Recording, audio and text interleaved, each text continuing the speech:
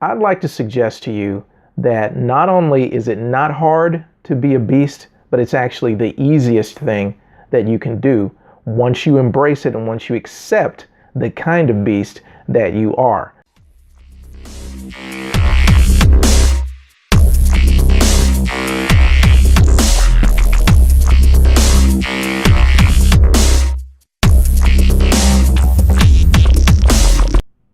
So maybe you've heard this meme or seen this on the internet somewhere where it goes something like, everybody wants to be a beast until it's time to do what beasts do. And the message behind that is that, being a beast is hard, it's tough, it takes a lot of effort, and not everybody or not many people are willing to make that effort in order to be that kind of beast. Well, I'd like to suggest to you that not only is it not hard to be a beast, but it's actually the easiest thing that you can do once you embrace it and once you accept the kind of beast that you are. Now, here's where I'm coming from. I don't know if you may be familiar with the animal school fable that was created by George Revis, and it goes something like this. The animals got together and they decided, hey, we want to have a school just like people do. Well, except in our school is going to be all about what animals do. And that's going to be a curriculum of swimming, climbing, running, and flying, because that's what we do.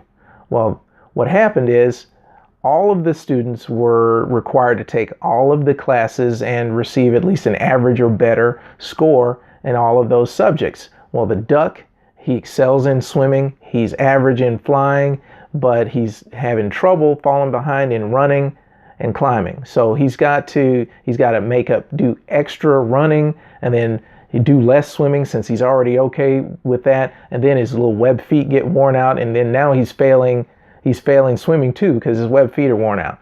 And then the squirrel, they insist on making the squirrel take off from the ground in flying instead of coming from the treetop down. So he's not doing well in flying. He's about to get a nervous breakdown.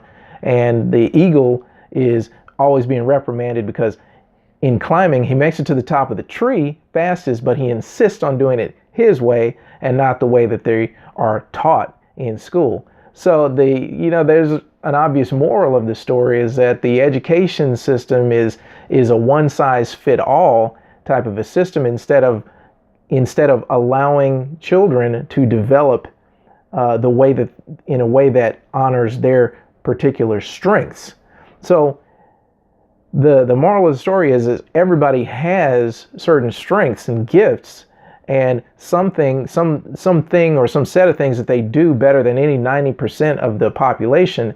But in this effort to try to become average in everything instead of focusing on the strengths really brings everybody down.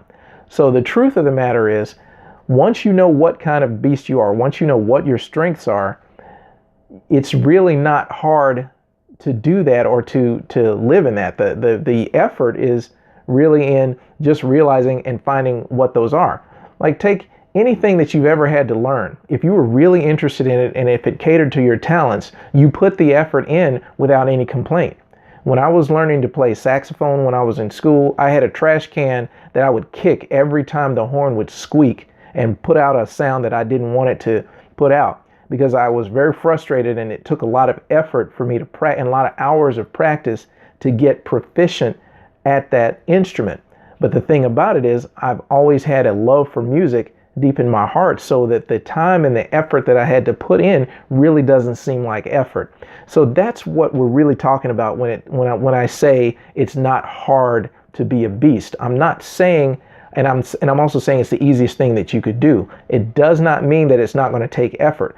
It's going to take effort. Anything that you learn to do and do well, it's going to take lots of effort. It's going to take time. It's going to take practice. It's going to take repetition.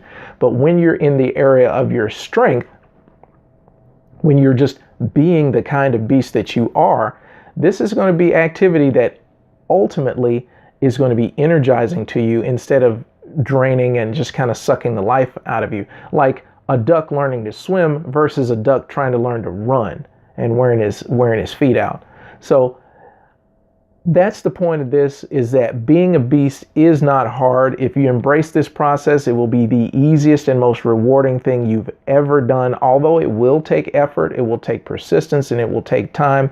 But embrace the process and you will be astounded, and you'll be glad that you did, and you'll be really surprised at the beast that you are. Thanks for watching, and if you liked this video, head on over to unlockyourbeast.com right now for even more content to dive deeper into the topic of unlocking your inner beast and reaching your highest potential. Once again, that's unlockyourbeast.com. See you there.